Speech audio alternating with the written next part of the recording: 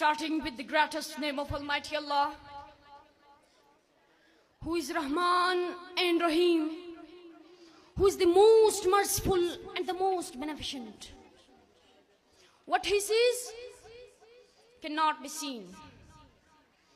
What He creates cannot be created. मुश्किल सुन तेरे सामने हूँ, हिम्मत इस दिल में हारी नहीं है, जान मुझे भी प्यारी मगर तेरी जान से ज्यादा प्यारी नहीं है। मट्टी दिल है सांस तेरा, ये वक्त नहीं घबराने का, ये